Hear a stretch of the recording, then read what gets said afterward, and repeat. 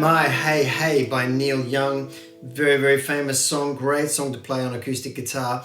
I'm doing today the version from Rust Never Sleeps, which is the acoustic version. He's done a lot of acoustic versions since, which you can find online. But the original recording from 1979 from Rust Never Sleeps is just great. And that's the version we're doing today. It doesn't really differ a lot.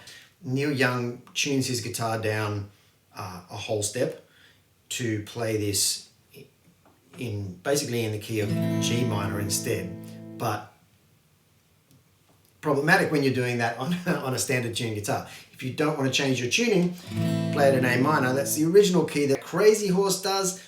Probably one of the things that you might find is that sometimes when we do this E minor 7 chord in this song, in the arrangement that I'm going to show you now, sometimes in the Crazy Horse version, which is the full band kind of electric rock grunge version, sometimes that sounds like a G. And so some people will play that as a G. If I remember, I'll mention that again when we get to it. But the other main difference in the Crazy Horse version is when it gets to the F, it does these da, da, da accents that you don't find in the acoustic version. So enough about that. Let's get into it. It's a very, very iconic little guitar line here, but it's very simple. You start on the A minor and play the bass note followed by 2 strums, down, up. Then you start this little run which goes A, B, C, D, which sounds very much like the alphabet, but it's open A string, 2nd fret, 3rd fret A string, open D string.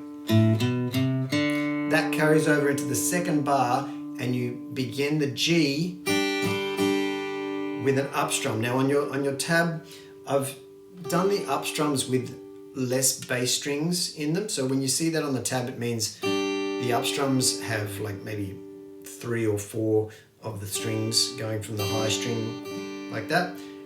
The full strum will have obviously all of the strings. That's what that means. But it's basically up, down, up on the G. So you go note, strum, strum, A, B, C, D, carry it over into the 2nd bar, that's beat 1, and then you go and 2 and. Then the next little line is 2, O, 3 on the E string, come back to the A string, but now you're playing an F major 7 with an A underneath it. Now most of the time he plays the F major 7 with the A underneath it, but I haven't put it that way on your chart. I've just written it as an F major 7, but that's kind of what you hear. If you're playing this on your own on an acoustic guitar and you think that sounds a bit muddy or indistinct or just not fat enough, you can put your 3rd finger over onto the C note on the 3rd fret A string and your pinky on the root note here on the D string 3rd fret and play that F major 7 over C. That's what that looks like. I'll put a little diagram up in the corner so you can see what I'm talking about. But that gives you a bit of a stronger sound. But you want to have that open E string on the top to make it the F major 7 instead of that 1st fret. That's too nice for this song. And if you do an F bar chord, it's very difficult to play that open E string and the 1st fret B string together using a bar chord. So generally speaking, if you want a fatter F, go for the F major 7 over C, but most of the time you'll just hear the F major 7 played like that with the open A string underneath it. Enough said about that. So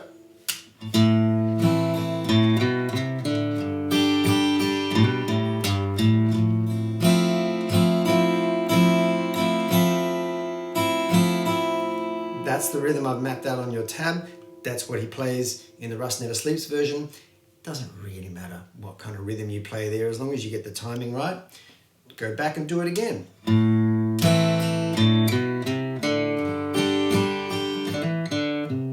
This time you do almost the same riff, but you're starting on the D string and you do hammer on this time from the open D string to the 2nd fret. And you go back to the open D, back to the 3rd fret A string, back to the open D, and then there's that F major 7 over A again there. then that whole 8-bar pattern, you repeat that again, and that's the intro. Then we're into the verse. Now the verse is very, very simple, and again with the strumming.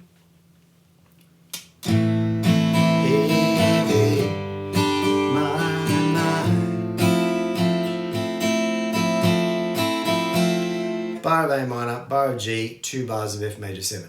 And you can do the F major 7 over A, of course. Do it again. Rock and roll will never die.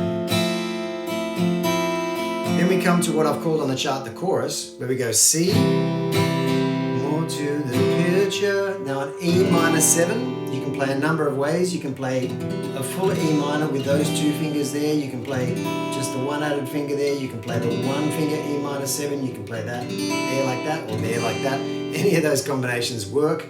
What I kind of like to do is that one, but they're all very, very similar. There's more to the picture. A minor, then reads the I. Hey, hey, my.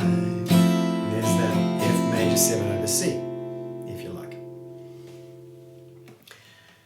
Then that is pretty much the whole song covered. You've got a harmonica solo in there over that chorus section. The chorus is whenever you go to the C, basically.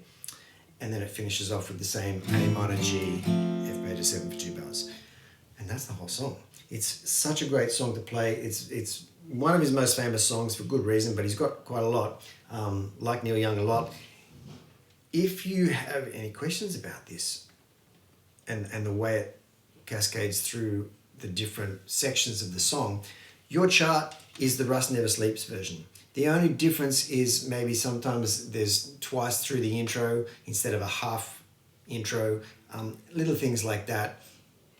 There's really not much difference. Everything you've got on your chart there will get you through this song no matter whose version you play. You just need to use your ears and figure out what part you're playing at what time. Thanks a lot for watching. See you here again soon.